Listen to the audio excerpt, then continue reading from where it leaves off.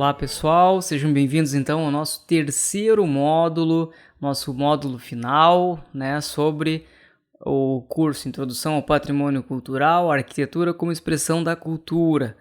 Então vamos para a primeira aula deste módulo, né, que a gente vai, que é um módulo importante, então que agora a gente vai reconhecer, né, ver o que é a prática patrimonial. Então a gente vai entender como é que a gente reconhece o patrimônio arquitetônico urbano, né, no caso urbano, os casos de dois casos de estudo, em Cruz Alta e Palmeira das Missões. A gente tem alguns exemplos bem interessantes, a gente vai discorrer um pouco sobre a história desses municípios e o que é patrimônio. Isso como exemplo, porque a gente poderia fazer de diversas cidades do estado do Rio Grande do Sul, diversas cidades do Brasil, né? Mas nesse nosso caso a gente vai abordar sobre essas duas, uma originou a outra, né? Então a gente fica perguntando quais são os patrimônios da tua cidade. Que patrimônios? Quais são? Né? A gente sempre tem que ter essa pergunta, sempre questione. Será que a gente viu até agora, a gente consegue reconhecer o que é patrimônio? Eu acredito que sim, né? Mas isso eu já peço agora. Quando puderem, vão lá e falem na nossa comunidade, falem nos nossos meios de comunicação. Se se vocês já estão conseguindo entender o que é patrimônio, entender quais são os patrimônios das cidades que vocês moram. E quais são os patrimônios? Quais são esses patrimônios? Que patrimônios existem na minha cidade? Então a gente vai ver duas cidades aqui do Rio Grande do Sul que possuem muito mais de 100 anos, né, que ainda possuem resquícios bem fortes da arquitetura histórica. A gente vai ver algumas partes dela, a gente vai fazer um debate breve, porque é um debate muito aprofundado, são cidades assim que fizeram parte da formação do Rio Grande do Sul, então, e que são de uma importância gigantesca. As cidades, então, são Cruz Alta e Palmeira das Missões, né, localizadas no noroeste do Rio Grande do Sul e que possuem uma vastidão de significados. Aqui a gente tem essas cidades, então, nesse mapa, a gente vai ter a região ali a 13 a 9, mais ou menos, então que elas estão localizadas bem no noroeste, bem no norte ali. Olhando nesse mapa, é bem no norte do estado do Rio Grande do Sul, já num território que divide com Santa Catarina. Muito embora Cruz Alta esteja mais ao centro, mas ela foi um território muito grande, então ela se estendia até a divisa. Depois Palmeira das Missões herdou esse território de Cruz Alta, mas a gente vai ver logo a seguir. Cruz Alta. Então, Cruz Alta, segundo o histórico da própria prefeitura, e aí através de pesquisas que a gente faz, fala que a história de Cruz Alta ela remonta ao final do século XVII, né, quando uma grande cruz de madeira foi erigida, né, foi erguida, a mando do padre jesuíta Anton Sepp von Rieschek, em 1698, né, logo após a fundação de São João Batista nos 7 povos missioneiros. Lembrem que esses 7 povos é o mesmo que originou lá as hoje ruínas de São Miguel, né? Então tinha esses 7 povos e fazia parte de uma grande congregação, uma grande campanha jesuítica, né? Dentro desse território. Né? Mais tarde, então, com o Tratado de Santo Ildefonso, em 1777, uma linha divisória, então, nos campos neutrais, que separava as terras da Espanha das de Portugal, então cortou o Rio Grande do Sul e foi um dos divisores de água, então, nesse local. Então, o Rio Grande do Sul ele é bem icônico, porque uma época ele fez parte da Espanha, outra época fez parte de Portugal, uma parte foi de Portugal, uma grande parte da Espanha, então a gente ainda tem esses resquícios culturais, né? Então, Cruz Alta, essa é a origem, então, principal, assim, ou melhor, é a gênese, né, desse município. Então, a partir desse imenso corredor aí, Cruz Alta, ela começou a receber um grande fluxo de atividades. Teve comerciantes, desertores do exército, contrabandistas, imigrantes, então, dentro desse grande território. E aí, Cruz Alta, ela se tornou um ponto, esse corredor, na verdade, as cidades, elas facilitavam o acesso. Por isso que os autores dizem que esse corredor que ele recebe fluxos de pessoas, assim, de diferentes atividades, né? Mas uma das principais que a gente pode falar é a questão dos comerciantes. E aí, comerciantes nesse período eram os comerciantes, os tropeiros, né? Então, que eles vinham das fronteiras com a Argentina e Uruguai, né? Vinham de São Borja, vinham de Itaqui, vinham mais ao sul também, passavam por Cruz Alta, né? E iam a Lages, iam para cima, iam ao norte do Brasil, ou melhor, para o centro-oeste do Brasil, para Sorocaba, né, a feira de Sorocaba em São Paulo, e depois esses animais, né, principalmente muares, principalmente mulas, né, que eram criadas nessa fronteira com a Argentina, e eles subiam, né, iam até, serviam para Minas Gerais, né, que depois dessa feira de Sorocaba era distribuído para o resto do Brasil, mas nesse período principalmente para Minas Gerais. Esse se tornou um corredor, então se tornou um ponto de passagem para diferentes atividades boas, atividades não tão boas. Então isso é a gênese também, é o princípio de tudo. Enquanto a gente não tinha a caracterização do município de fato, então ele foi se transformando a partir disso. Palmeira das Missões também não é diferente desse contexto. Então ele foi se consolidando no final do século XVIII como um pouso de tropeiros, um lugar de descanso, né? Então, e aí até que então as pessoas começaram a residir nesses locais, né? E no início do século XIX, então, depois de uma tentativa sem sucesso, então mudaram mais ao norte, então, e se estabeleceram aonde hoje é Cruz Alta, que a fundação se deu em 18 de agosto de 1821, em resposta a uma petição feita pelos moradores. Então, e aí se iniciou de fato o município. Aí começou a ter a importância como núcleo urbano, né, de fato. Antes disso é somente um lugar de passagem. Então se passava muita gente, era um lugar assim que, vamos comparar, tipo os faroestes americanos que a gente vê em filme, mais ou menos isso. Isso na época lá, vocês imaginem, século XVIII, 1700 e alguma coisa, depois 1800, então é bem no princípio de tudo, né? Então é um espaço de tempo assim bem que era hostil, né? A gente não tinha uma sociedade extremamente organizada, então era a nação brasileira ou melhor, o país em si, ele tinha a forma que ele era organizado também ainda era. Vocês vejam que ainda era colônia, depois virou o império, né? Então era bem distinto do que a gente conhece hoje. Então, Boas Águas, as vertentes do Arroio Panelinha, né, que abasteciam as cidades, então que também se criou uma lenda depois da Panelinha, foi formando e foi organizando esse núcleo urbano que se tornou Cruz Alta. Então ela se tornou um dos importantes importantes municípios, importantes cidades do Rio Grande do Sul, né? Foi criado por uma resolução imperial em 11 de março de 1833, né? Que outrora o imenso território cuja área comporta 218 municípios do Rio Grande do Sul. Vocês vejam ali que onde está escrito Cruz Alta, tudo aquilo ali era Cruz Alta, era gigantesco, né? Pegava hoje cidades como Passo Fundo, Palmeira das Missões também, Frederico Westphalen, então, enfim, inúmeras cidades, Erechim, enfim, todas as cidades desse norte, desse noroeste do Rio Grande do Sul, né? Então era uma cidade gigantesca, né? Vocês vejam que hoje os municípios eles diminuíram muito, eles têm vários municípios, então era muito, muito grande.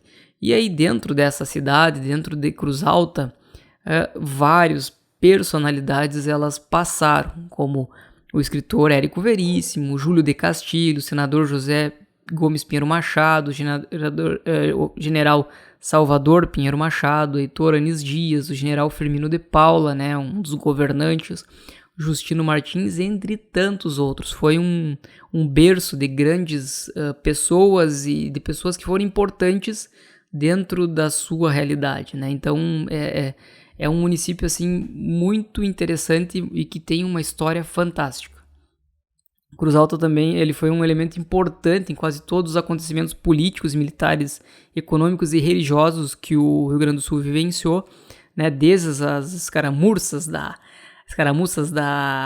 da Revolução Farroupilha, né, quando o município ele foi criado e foi invadido, então ele passou por poucas e boas, né, então recebeu o Comando Farrapo em 1841, então com a presença de Bento Gonçalves, né, que foi uma das figuras importantes, Giuseppe Garibaldi, Anita Garibaldi, Davi Canabarro, entre tantos outros, então foi um lugar muito importante. Então vocês vejam a importância histórica desse município pro Rio Grande do Sul e para a questão do patrimônio cultural, né? A Guerra do Paraguai também se forneceu um grande número de voluntários, então, que lutaram sob o comando do Coronel Jango Vidal, né? Então o brigadeiro também José Gomes Portinho. Então foi uma das companhias de cavalaria, então uma da divisão da cavalaria bem importante assim nessa contribuição nas guerras, né? Então também vejam que a história e muito marcada por guerras, né? Essa é uma peculiaridade do estado do Rio Grande do Sul. O nosso estado ele foi muito marcado por batalhas. Ele é um lugar que era hostil, inóspito, então era um povo muito aguerrido e muito lutador. Então havia essa característica no Rio Grande do Sul, né? Então a formação uma parte muito disso, né? Então na Revolução de 1893 também o município foi apelidado de Ninho dos Pica-Paus, né? Então foi um dos importantes palcos dos acontecimentos. Então que a prática da degola, que é uma coisa que a gente parece um mito assim na cultura popular, mas ela foi bem importante, foi importante e marcante dentro dessa cultura, dessa história.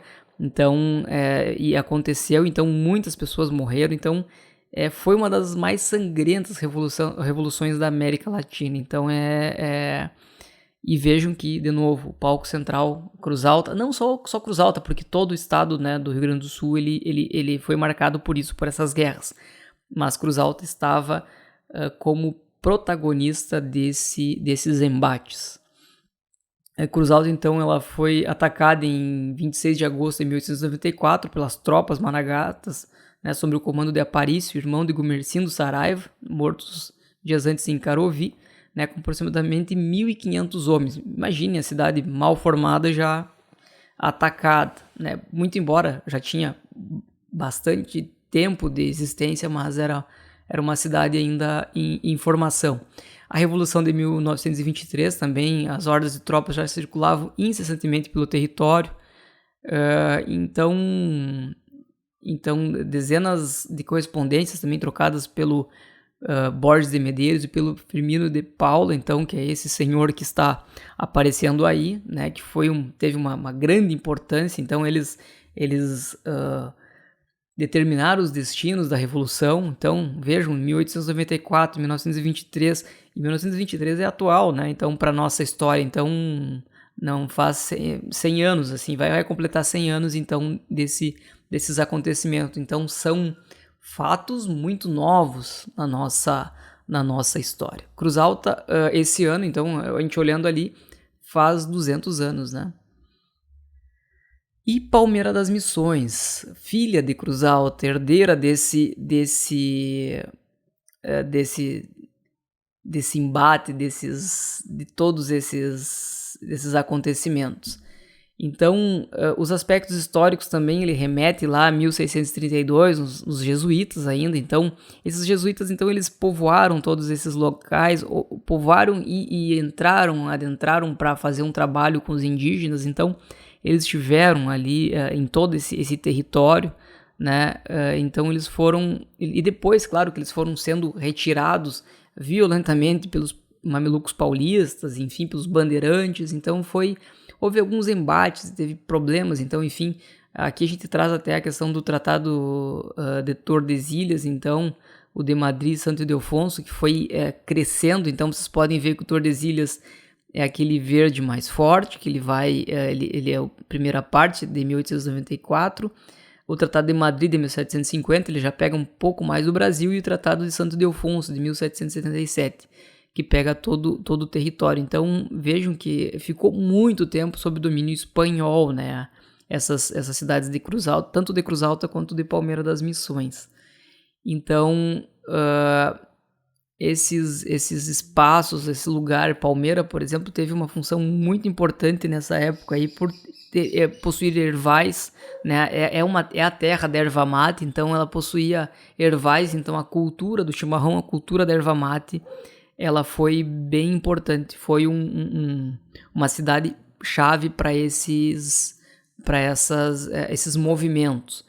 Né? Então, com o desaparecimento das missões, em consequência do Tratado de Madrid, ali que vocês podem ver, o gado então remanescente ele se multiplicou nesses campos missioneiros e transformou em riqueza. Então, os tropeiros, os comerciantes, então eles começaram a povoar esses espaços. E aí Palmeira, então, ele entre outros pertencentes a esse ciclo de conquista, então Alferes, depois Brigadeiro Atanagildo Pinto Martins, que foi um dos primeiros a chegar nesse território. Então ele penetrou no território pelo Passo do Goiôem, né, na altura de Nonoai, que é uma cidade muito próxima daqui, quase na divisa com Santa Catarina. Né, então, e aí encontrou um povoamento local, então, onde se ergue a cidade, atualmente se ergue a cidade de Palmeira das Missões. Então tudo se faz crer, porque a gente trabalha com muitas, com alguns dados assim que ainda se pesquisa muito. Ele faz que esse fato assim tenha se ocorrido em 1815, né? 7 anos depois, então Fidélis Militão de Moura foi designado pelos poderes provinciais para ser a primeira autoridade legal dessa terra. Então, em 1824, entre os moradores mais antigos estava o tenente-coronel Joaquim Tomás da Silva Prado, né, um membro de uma família ilustre família paulista, então, que trouxe sua mulher, seus filhos e mais de 100 escravos. Então, foi das primeiras, então, dos primeiros moradores. Vejam nessa imagem que a gente retira do livro Santo Antônio da Palmeira, do célebre escritor palmeirense Mozar Pereira Soares, né, um professor, doutor Mozar Pereira Soares, que mostrava o mapa do município de Santo Antônio da Palmeira em 1874, a data da sua fundação, né, que fazia divisa com Cruz Alta, Santo Ângelo, com a Argentina, com o estado do Paraná, que ainda Santa Catarina era Paraná também. Então, e Passo Fundo, então era um gigantesco o território. Então, nesses embates, nessas tratativas, então o terreno ofertado por Francisco Pinheiro da Silva iniciou em 1850 a construção da Capela de Santo Antônio, que o Major Antônio Novaes Coutinho tomou o encargo de construir no lugar denominada Vilinha, mais tarde Vilinha da Palmeira, essas primeiras nomenclaturas. Chamou-se depois Santo Antônio da Palmeira e finalmente Palmeira das Missões. Então tem toda uma história da sua nomenclatura. Né? Então, por ocasião dos movimentos rebeldes em 1923, o território foi palco de diversos combates, assim como Cruz Alta, Palmeira também foi palco de combates. Então e hoje a legendária terra de outrora se transformou num próspero município, né, que tem agricultura, pecuária, enfim, tem toda uma questão econômica. Então ali tem uma foto que a gente também retira do livro do professor Mozar Pereira Soares, que é de 1923, em tempos de guerra, né? Então tem muita música, tem muita história por trás disso, então que traz essa história. É uma história muito rica e uma história que devido à falta de proteção ao patrimônio material, ela está se perdendo, né? A gente tem alguns resquícios, mas ela vem se perdendo. A gente está tentando retomar, né, para que não se perca. Então, porque os historiadores, os nossos pesquisadores, eles possam contribuir e possam ter material para que as pesquisas, enfim, nessas questões elas não se percam. O município, então, a formação administrativa de Palmeira, então, que pertencia à Cruz Alta, ela foi criada por uma lei provincial 928, de 6 de maio de 1874, né, com um território desmembrado de Cruz Alta e Passo Fundo, instalando-se em 7 de abril do ano seguinte. O Ato Municipal, então, número 9, de 1896, confirmou a criação do distrito de Palmeira, então, e que na divisão de 1911 constituía um município de igual nome juntamente com os distritos de Campo Novo, Nonoai e Campo Santo, né? Em 1920, então, além dos distritos acima, nesse recenseamento geral, ele tinha municípios que compunham Nil Wittenberg, ou Ramada, Alto Uruguai, Guari, Terval Seco, Fortaleza e Serrinha. Aqui tem uma foto bem interessante também de 1932, um estado-maior da Brigada Palmeirense, então também tem o Valdomiro Dutra, enfim, todo o Serafim de Moracis, então são os coronéis e combatentes dessas revoluções e quem comandava na época o local. A divisão de 1933, então, também aparece outros municípios aqui que a gente pode falar em Frederico Westphalen, Colônia, Tesoura, Santa Terezinha, Alto Uruguai, e perdeu depois Nonoai, então também para o município de Sarandi, além de Nil Wittenberg, Serrinha, então vários lugares assim importantes do estado e hoje que estão também extremamente desenvolvidos, então faziam parte dessa grande palmeira. Em 1938, então, alterou alguns topônimos, então, de distritais, então também, que a cidade de Frederico, se transformou em Frederico Westphalen, que era só Westfália, então, de Guarita para Redenção, então, enfim, são fatos, assim, que foram foram consolidando os lugares, né, as cidades herdeiras dessa cidade. Aqui também a gente pode ver essa imagem aqui, uma trincheira de 1923, então uma emboscada na rua Benjamin Constant com a Avenida Independência. Então vejam que isso é uma rua que existe aqui, que a gente pode ver resquícios de repente nessa imagem, né?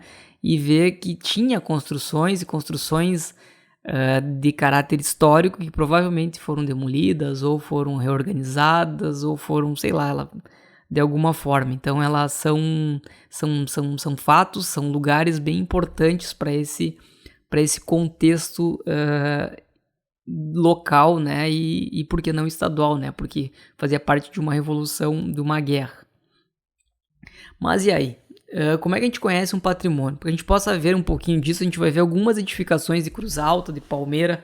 Eu trago para vocês um trabalho que eu fiz no inventário em Cruz Alta, né? Eu inventariei 25 edificações, isso foi para o meu mestrado ainda em 2014, né? E a gente traz um pouco sobre esse conhecimento, mas pouco, não vou trazer todas, né? O caso de Cruz Alta, né? Um case de estudo, né? Aqui a gente tem, por exemplo, o prédio da União Operária, alguns elementos da União Operária, então, enfim, dessa edificação que nos trazem, o histórico, as linhas gerais dessa edificação. A gente vê que é um prédio eclético com tendências neoclássicas, né? E aí, claro, com uma análise arquitetônica a gente vai ver, mas assim, a gente, como especialista, eu consigo definir vários elementos, né? Mas aí quem é leigo no assunto arquitetônico pode ver, diz, não, mas olha só, tem colunas, tem um espaço, ela é bem elaborada, ela me parece antiga, daí eu vou ver, tá, mas então é uma construção lá, é bem antiga, vamos ver, de repente, ela começou em 1897, é de 1907, não, mas peraí, é histórico, então ele participou da sociedade, então eu posso, não, ok, é histórico, então é passível de tombamento, de proteção. O prédio dos Correios, aí eu trago o prédio dos Correios como um lugar, porque Correios em todas as cidades, eles têm uma peculiaridade, né, que são construções ou modernistas ou neoclássicas, neoclássicas não, Art Deco, né, ou modernistas ou Art Deco com influência Art Deco e modernismo, né, nesse caso a gente reconhece ele como modernista, né, então é da década de 50, então a gente fica pensando, opa, então esse lugar aí, ele tem uma história, ele tem uma forte contribuição, então ele é um lugar de caráter histórico, então é passível de preservação com certeza. Lembre-se lá do módulo que a gente falava que os lugares eles podem ser mais novos para serem tombados, não precisam ser antigos ou extremamente antigos. A prefeitura municipal que já é tombada, que ela é eclética, que ela fez parte da obra do Theodor Alexander Joseph, Winderspan, ou o Theo Winderspan também, que vários autores falam dele. Então era um alemão que pensou essa prefeitura, a intendência municipal, né? Então, em que é bem importante, né? Uma construção que foi realizada lá no começo do século XX, em 1911, 1914, e também tem uma importância gigantesca. Essa já é tombada, né? Essa já é protegida pelo governo do estado do Rio Grande do Sul. A antiga sede do Banco Nacional do Comércio também a gente vai ver que são elementos, ela está muito bem conservada também, muito, muito bonita como ela, da forma que ela está, muito embora essas fotos sejam mais antigas, mas ela, se a gente passar por hoje também, ela continua com um nível de preservação muito legal, muito embora não tenha uma proteção integral com um tombamento. A Casa e Museu do Érico Veríssimo, que tem elementos gigantescos, como a gente falou para vocês, é tanto elemento histórico-arquitetônico como elemento intangível, né? A gente vai ver a história do Érico Veríssimo, que é um legado assim fantástico pro Brasil, não é nem só para nossa região, mas pro Brasil inteiro, né? Então ele é bem, bem importante. A casa do Firmino de Paula, né? Esse ilustre cruzaltense, então, que também ele foi um homem polêmico nessa questão da Revolução Federalista, né, lá de 1893, e foi um político e militar, então, que fez muita coisa em Cruz Alta, progrediu e também é envolvido com essas matanças, enfim, mas, né, são ícones de um passado. A gente não tem como julgar se a pessoa foi boa ou foi ruim, ela foi necessária no momento, né? Então a gente só analisa friamente a edificação, a questão histórica também, que é bem importante, que é bem, bem interessante, né? Mas a gente se atém a essa contribuição patrimonial que tem tanto a casa dele como ele próprio, né? A Casa Vidal Pilar também, que é uma das casas mais antigas que a gente conseguiu registrar, que é de 1826 também, que ela foi uma casa... ela tinha todo se não me engano, ela foi de casa de câmara e cadeia também, então ela tinha uma importância muito grande. Vejo 1826, não é de agora, faz muito tempo, quase 100 anos essa casa. Ela tá degradada até, eu não me informei nesses últimos tempos como ela está, mas ela estava meio degradada, enfim, mas é um lugar importantíssimo para a cidade de Cruz Alta e para toda a nossa região. Ou melhor, olha só, abrigou diferentes funções, a própria prefeitura, a residência, né, antes do Vidal Pilar, Câmara de Vereadores, sede da polícia, entre outras, né? Então, que hoje até faz parte acho que dos bens do município. E o case de Palmeira, né? Palmeira das Missões também. Muito embora Palmeira das Missões a gente não fez ainda um inventário, não surgiu um inventário total, um inventário completo, né? A gente tem listas assim que a gente está concebendo, mas a gente tem alguns prédios, alguns elementos, alguns resquícios da memória da história de Palmeira que são importantes a gente tratar. Por exemplo, o clube comercial, né? E aí tem também ali a cadeia pública na Rua Benjamin Constant, a cadeia pública, então, que deu lugar a uma central telefônica e depois uma biblioteca pública, e que hoje, se não me engano, é o próprio prédio da prefeitura municipal, né? Então, que foi descaracterizado. Então, o próprio prédio do clube comercial, ele hoje está assim, né? Descaracterizou total. Ele tá ruindo. Ele é um lugar que poderia ter... Eu até vou voltar para vocês verem, olha só. Então ele descaracterizou muito, muito, muito, muito. Então isso a gente tem que sempre pensar numa preservação protetiva, uma preservação que anteceda esses lugares. O Hotel do Comércio também, que é um outro lugar muito interessante, porque ele preserva essas questões bem, bem fortes, assim. Ele é um prédio com estilo Art Deco, né, muito forte, com as linhas retas, enfim, até com a própria inscrição lá em cima do Hotel do Comércio, que é muito interessante, né, que é um contributo muito forte para a cultura e para a história da cidade. a Avenida do Calçadão ali, então a gente tirou uma foto, a gente viu uma foto antiga, então a Avenida Independência, então o Banco Mercantil, depois o Brasileiro na esquina, né, a malharia, e hoje é a Malharia Paris, que é uma malharia que existe, né, até hoje nos dias atuais, né, a farmácia do Seu Xaxá também, que hoje também é uma farmácia, enfim, mas que vocês vejam que é bem interessante, é esse mesmo lugar aqui, ó. Então, vários prédios, eles estão ali, eles estão presentes, eles podem ser reorganizados ou melhorados para que a cidade possa ser transformada de forma positiva. Também a gente tem o Cine Gaúcho logo mais, então também é bem interessante. A vista da Rua Benjamin Constant, então na frente da Prefeitura Municipal, então a gente vê o clube comercial lá no fundo, a Biblioteca Municipal, um prédio novo, antigo da Prefeitura Municipal. Então eram prédios assim muito interessantes e que foram transformados no que é hoje a Prefeitura Municipal, nessa outra foto colorida, né? Que ela destoou, ela não traz a importância com que era.